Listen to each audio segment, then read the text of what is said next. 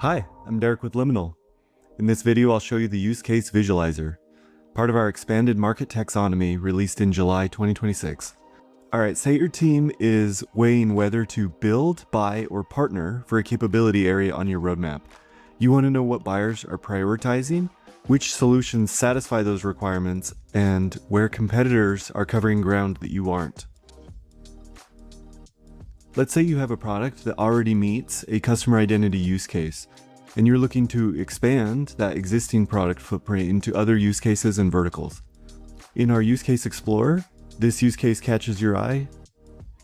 On this use case detail page, you can now see the entire use case in one view. Quick context on how Liminal is structured to help you understand what you see here. In this article, we'll link in the description, Liminal founder and president Jenny Berry outlines the new taxonomy structure. There is a demand side, what buyers need, verified using Liminal research, and a supply side of what vendors offer. Where they meet is a use case that a buyer demands with the solution that a vendor offers. Solutions have product capabilities that meet requirements set by buyers. All right, let's jump back. In this use case that we're looking at, the left column shows use case requirements validated by buyer demand surveys conducted by Liminal. Solutions that are offered in the market to meet buyer requirements and the individual product capabilities that map to these solutions. I'll click over to the Explore view and I can look at this in a more detailed way. Let's say I only want to look at the regulatory requirements and actually narrow that by the necessary product capabilities to meet those regulatory requirements. I get a narrowed view of how I can meet government regulations with the most necessary product capabilities.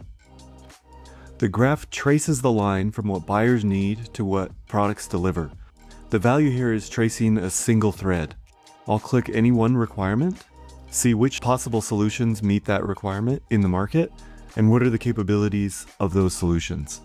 Everything else unrelated fades back. So now you can answer a specific question to meet regulatory needs and what exactly you need to deliver. That's your shortlist drawn straight from the requirement. It reads the other way too. Click on a product capability to see the requirements that it satisfies.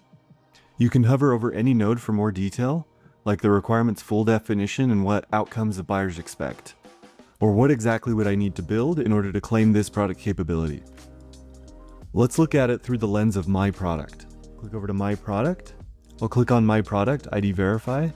Using the map of my product capabilities in the Liminal platform, I can see what solutions those map to, and therefore which use case requirements buyers are demanding I'm already fulfilling with my existing product capabilities.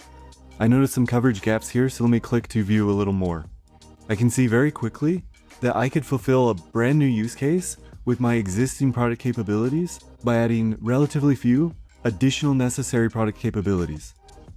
Meeting these four here will meet the remaining requirements in this use case and allow me to enter a new market in a new vertical. This type of market intelligence gives product managers a clear roadmap on what to build, buy, or partner in order to expand their product's appeal to potential buyers. So that's the use case visualizer. Trace demand from use cases that buyers care about to the product capabilities that you have that can meet them.